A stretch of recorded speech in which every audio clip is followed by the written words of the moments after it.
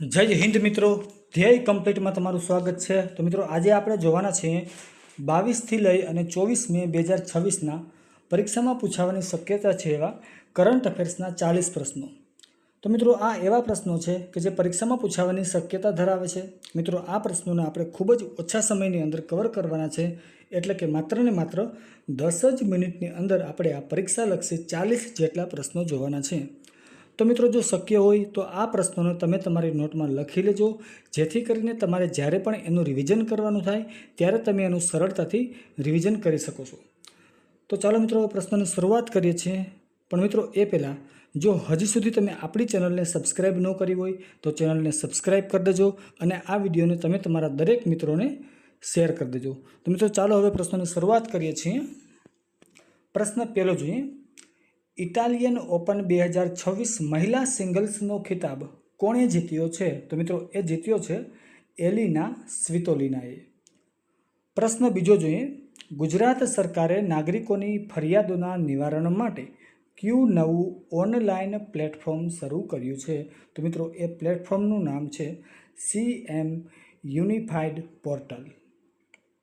પ્રશ્ન ત્રીજો જોઈએ, ભારતીય વાયુસેનાના પ્રથમ મહિલા કેટેગરી એ ફ્લાઇંગ ઇન્સ્ટ્રક્ટર કોણ બન્યા છે? તો મિત્રો એ બની ગયા છે સ્ક્વોડ્રન લીડર સાનિયા।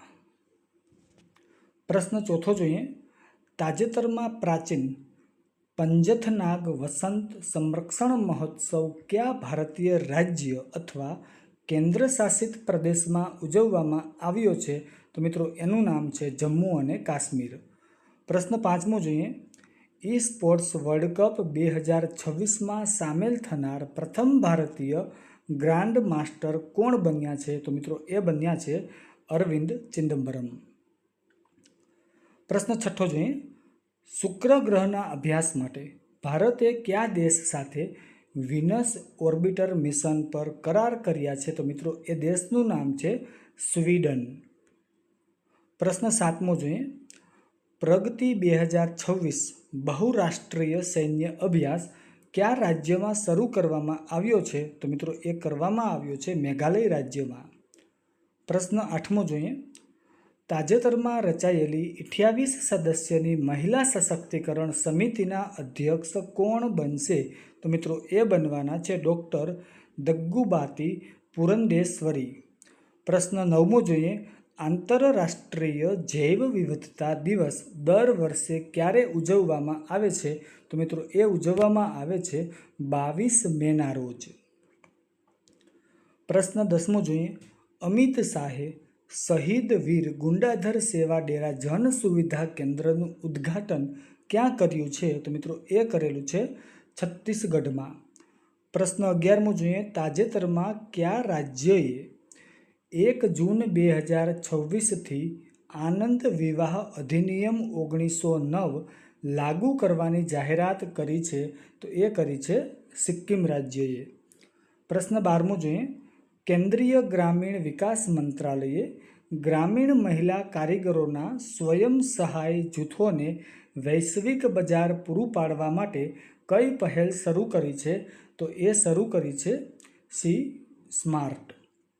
તો મિત્રો જો વિડીયો સારો લાગતો હોય તો વિડીયોને લાઇક કરી દેજો અને આ વિડીયોને તમારા દરેક મિત્રોને શેર કરી દેજો।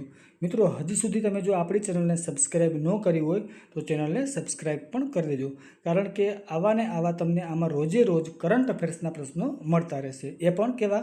તો કે પરીક્ષાલક્ષી। તો ચાલો હવે આગળ વધીએ છીએ। પ્રશ્ન 13મો જોઈએ, ગ્રામીણ વિસ્તારોમાં સ્વાસ્થ્ય જાગૃતિ માટે કસાકાઈ અભિયાન કયા રાજ્યમાં શરૂ કરવામાં આવ્યું છે? તો મિત્રો એ રાજ્ય છે મહારાષ્ટ્ર। મિત્રો આ કસાકાઈ શબ્દ જે છે એ મરાઠી ભાષાનો શબ્દ છે અને એનો અર્થ થાય છે કેમ છો। મિત્રો આ મહારાષ્ટ્ર રાજ્યના મુખ્યમંત્રી કોણ છે? જો એ તમને ખબર હોય તો સારી વાત છે, અને ન ખબર હોય તો ગૂગલમાં સર્ચ કરજો અને જોજો, અને પછી મિત્રો તમારે મને આનો જવાબ જે છે આ મહારાષ્ટ્ર રાજ્યના મુખ્યમંત્રી કોણ છે એ તમારે મને કોમેન્ટમાં જણાવવાનું છે। મિત્રો કોમેન્ટ કરવાનું જે છે એ ભૂલતા નહીં, અવશ્ય તમે મને કોમેન્ટ કરજો। તો ચાલો હવે આગળ વધીએ છીએ। પ્રશ્ન 14મો જોઈએ, મે 2026માં કઈ નવલકથાને પ્રતિષ્ઠિત ઇન્ટરનેશનલ બુકર પ્રાઇઝ 2026 એનાયત કરવામાં આવ્યો છે?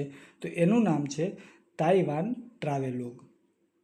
પ્રશ્ન 15મો જોઈએ, એશિયા પેસિફિક ઉત્પાદકતા શિખર સંમેલનના 68મા સત્રનું આયોજન ક્યાં થશે? તો મિત્રો એ થવાનું છે આપણા દેશ ભારતમાં.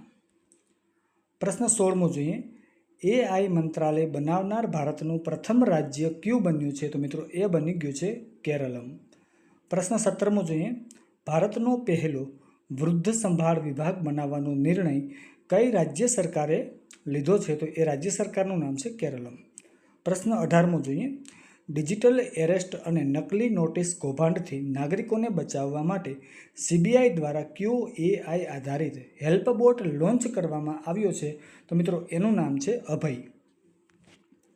પ્રશ્ન 19મો જોઈએ, RBIના નવા એક્ઝિક્યુટિવ ડાયરેક્ટર તરીકે કોની નિમણૂક કરવામાં આવી છે? તો એ કરવામાં આવી છે ગુણવીર સિંહની નિમણૂક. પ્રશ્ન 20મો જોઈએ, તાજેતરમાં કોમનવેલ્થ ચેસ એસોસિએશન એટલે કે CCA ના પ્રમુખ તરીકે કોની નિમણૂક કરવામાં આવી છે? એટલે કે પાછી બીજી વાર એની નિમણૂક, પહેલાં તો એ જ હતા પણ પાછી એની પણ નિમણૂક જ કરવામાં આવી છે. તો એ વ્યક્તિ છે ભરતસિંહ ચૌહાણ. પ્રશ્ન 21મો જોઈએ, તાજેતરમાં WHO દ્વારા કયા આફ્રિકન દેશોમાં ફેલાયેલા ઇબોલા પ્રકોપને વૈશ્વિક સ્વાસ્થ્ય કટોકટી જાહેર કરવામાં આવી છે? તો મિત્રો એ દેશનું નામ છે કોંગા અને બીજો છે યુગાન્ડા. પ્રશ્ન 22મો જોઈએ, શાંઘાઈમાં તીરંદાજી વર્લ્ડ કપ 2026માં ભારતીય મહિલા રિકર્વ ટીમે કયો મેડલ જીત્યો છે? તો મિત્રો એને જીતેલો છે ગોલ્ડ મેડલ. પ્રશ્ન 23મો જોઈએ, તાજેતરમાં ફૂડ એન્ડ એગ્રીકલ્ચર ઓર્ગેનાઇઝેશનના સર્વોચ્ચ સન્માનથી કોને સન્માનિત કરવામાં આવ્યા છે? તો મિત્રો એ છે આપણા દેશના વડાપ્રધાન નરેન્દ્ર મોદી. એને મિત્રો સન્માન મળેલું છે કયું? તો કે ફૂડ એન્ડ એગ્રીકલ્ચર ઓર્ગેનાઇઝેશનનું સર્વોચ્ચ સન્માન છે અને એનું નામ છે એગ્રીકોલા.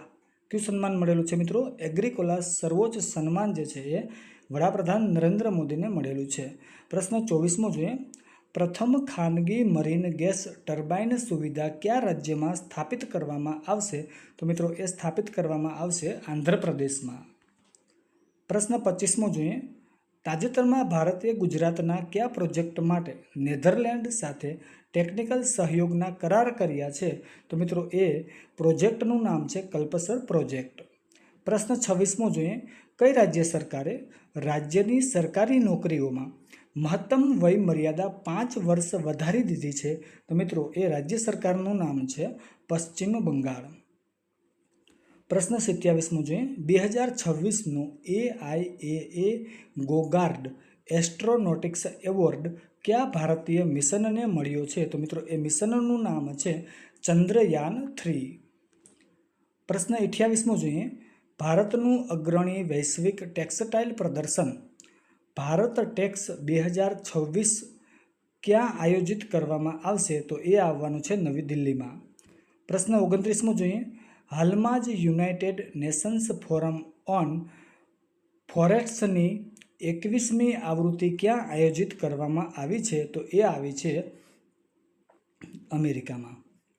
પ્રશ્ન 30મો જોઈએ, પશ્ચિમ બંગાળની પરંપરાગત કાંથા ભરતકામ કળા માટે કોને પદ્મશ્રી પુરસ્કારથી સન્માનિત કરવામાં આવશે? તો એ છે તૃપ્તિ મુખર્જી.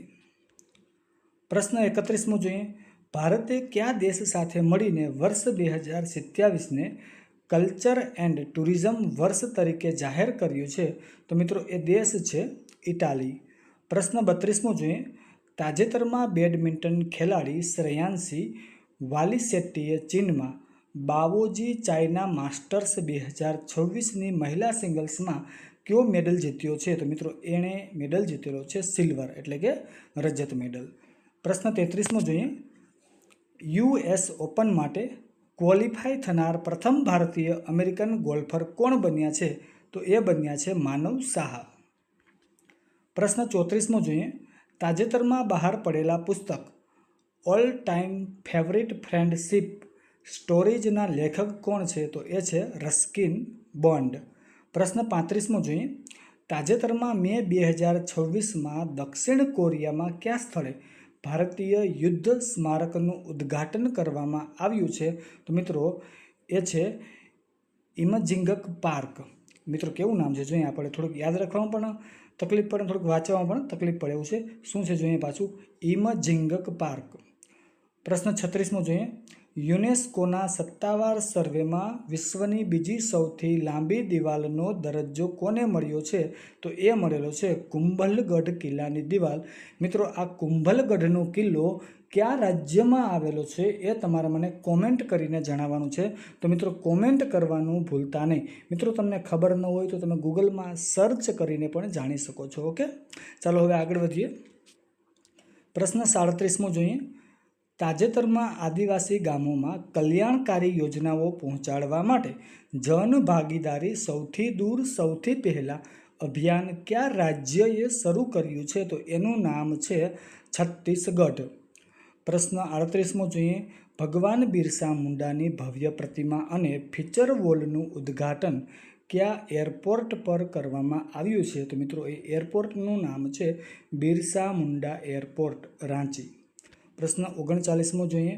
શ્રમ મિત્ર એપ કયા રાજ્યમાં લોન્ચ કરવામાં આવી છે? તો મિત્રો એ આવી છે હરિયાણામાં. મિત્રો છેલ્લો પ્રશ્ન જોઈએ. હાલમાં જ એશિયાઈ વેઇટ લિફ્ટિંગ ચેમ્પિયનશિપ 2026માં ભારતે કુલ કેટલા મેડલ જીત્યા છે? તો મિત્રો એમાં ભારતે 10 મેડલ જીત્યા છે. એમાંથી સિલ્વર મેડલ 1 છે અને બ્રોન્ઝ મેડલ 9 છે. તો મિત્રો આ હતા પરીક્ષામાં પૂછાવાની શક્યતા છે એવા કરંટ અફેર્સના પ્રશ્નો. તો મિત્રો જો તમે આવા જ કરંટ અફેર્સના પરીક્ષામાં પૂછાઈ શકે તેવા પ્રશ્નો મેળવવા માંગતા હો તો અમારી ચેનલને સબસ્ક્રાઈબ કરી લ્યો અને આ વિડીયોને તમારા દરેક મિત્રોને શેર કરી દેજો અને મિત્રો વિડીયોને લાઈક પણ કરી દેજો. તો ચાલો મિત્રો અત્યારે અહીંયા લગી રાખીએ છીએ. પાછા મળીશું આપણે ફરીથી નવા વિડીયોમાં. તો મિત્રો ચાલો અત્યારે બસ અહીંયા લગી. જય હિન્દ, જય ભારત, થેન્ક યુ.